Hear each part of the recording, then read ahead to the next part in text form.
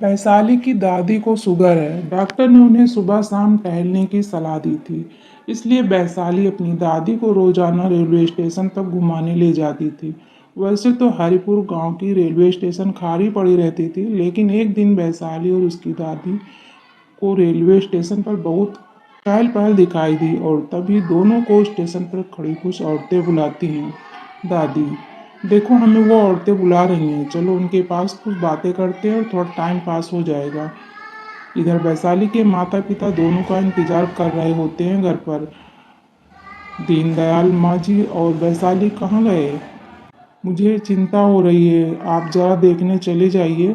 दीनदयाल और वैशाली अपनी माँ को देखने जाते हैं। तभी वो देखते हैं दोनों रेल की पटरियों पर पड़ी हैं और उनके सिर पर चोट के निशान भी हैं। सपना, उसके पति रमेश आज पहली बार अपने भैया के नए घर हरिपुर जा रहे थे।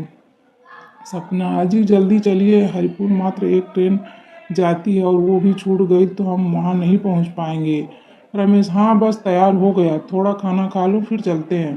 सपना और रमेश को रात के 11 बजे हरिपुर स्टेशन पर उतार कर चली जाती है। तभी एक अजीब सा बूढ़ा आदमी, उसका शक्ल डरावना सा है, वो चाय लिए उसके पास आता है और चाय के लिए पूछता है। सपना चाय के लिए मना कर देती है और दोनों कुछ और आगे बढ़ जाते हैं। अब एक औरत उनके पास आती है। औरत के चेहरे पर घाव के निशान होते हैं और उसके पैर उल्टे थे। उसे देखते ही सपना और रमेश तेजी से दौड़ते हुए भागने लगते हैं। सपना और रमेश स्टेशन के बाहर निकल जाते हैं। सपना का भाई दीनदयाल वहां पर दोनों का इंतजार कर रहे होते हैं। दीनदयाल दोनों को लेकर घर आता है। तभी सपना और रमेश देखते हैं दीनदयाल की बेटी और माँ खटिया पर पड़े हुए हैं।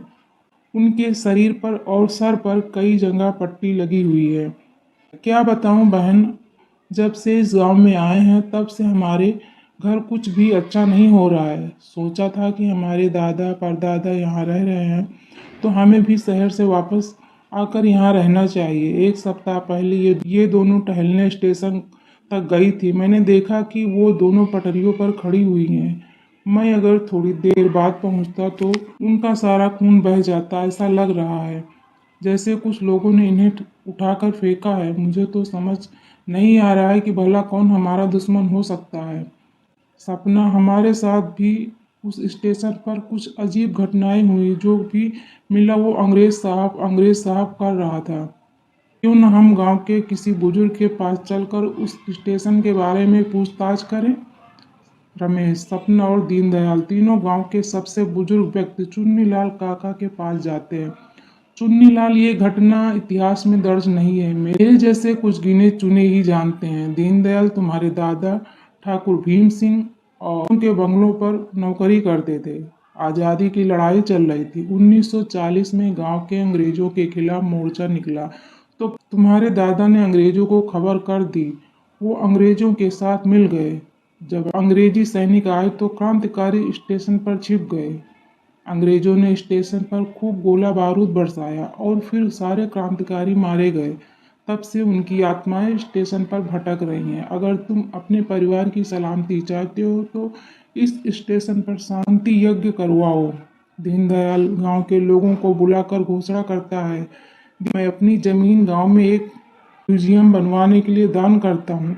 म्यूजियम में उन सभी क्रांतिकारियों की स्मारक बनेंगे जो 1940 में इस स्टेशन पर मारे गए थे। दीनदयाल गांव में म्यूजियम बनवाता है और फिर स्टेशन पर शांति यज्ञ करवाता है और फिर उसके बाद से हरिपुर स्टेशन पर डरावनी घटनाएं होना बंद हो जाती है। तो दोस्तों, ये थी आज की कहानी। आप लोग को कैसी लगी प्लीज़ मुझे कमेंट करके ज़रूर बताएं। मिलते हैं आपको एक नई वीडियो में नई स्टोरी के साथ। वीडियो देखने के लिए बहुत बहुत धन्यवाद।